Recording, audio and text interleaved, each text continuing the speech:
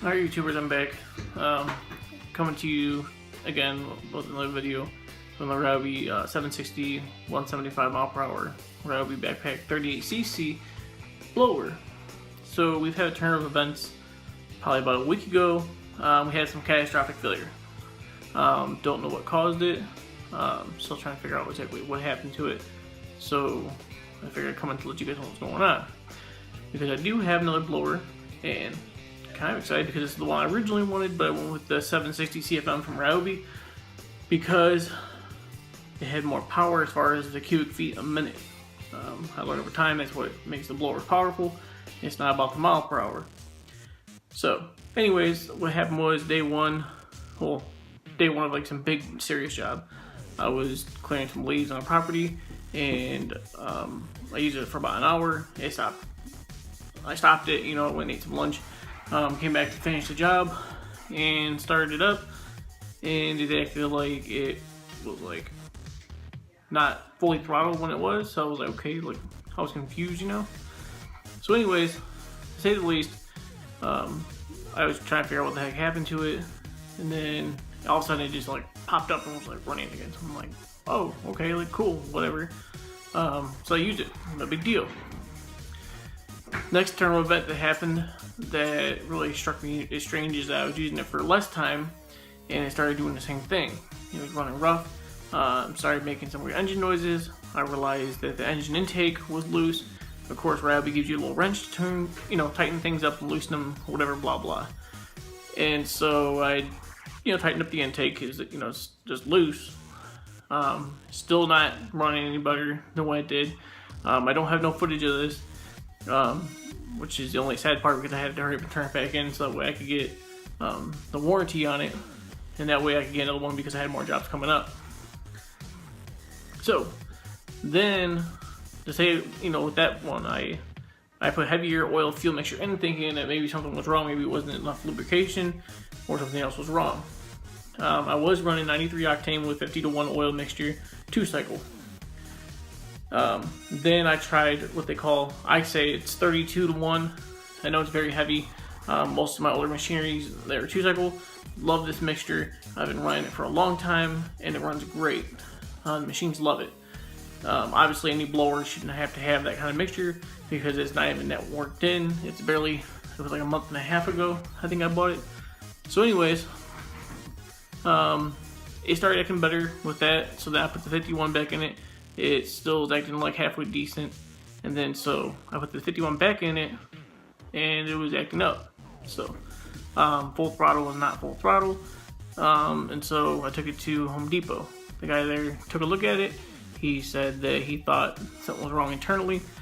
This was after I already told him he probably wouldn't get it started, and if he did, it would run like crap, just like it did me. Obviously I'm not wasting my time when I have things to do. So he tried it, he looked at me and goes, yeah, something's wrong with it, I'm not sure.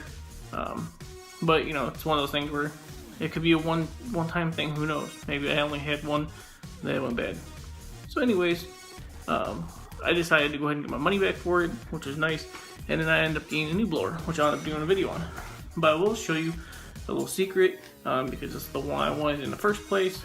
And so with that, I'm just going to show you a little thing that I have that tells you what it is.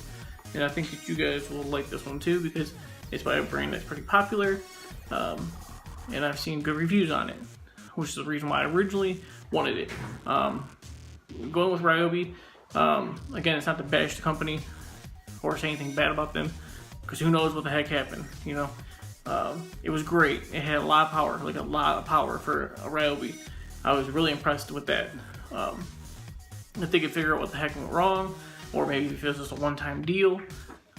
It does say for residential use. I'm obviously a landscaper, so most properties I go on, I'll probably use the blower, 5 to 10 minutes. The other thing that I noticed too, while I'm at it, just throw this in there before I show you what I want to show you, is that it would take a while to warm up, probably about 3 to 4 minutes. And then it would want to, go hard at it. Versus the new blower that I got from the company I'm going to show you here in a second.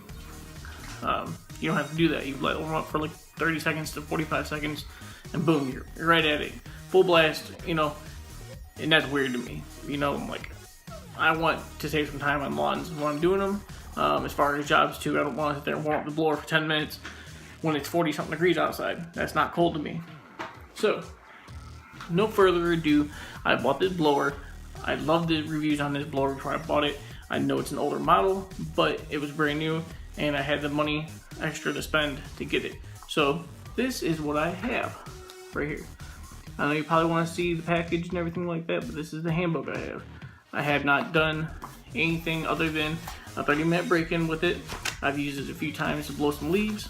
I think I'm still on the second tank of fuel, I believe, and I've noticed right away that performance is a lot better. It took not even to a pull. It took me one pull, started up on the first pull out of the box. I let it idle, of course. I don't rev the engines right away.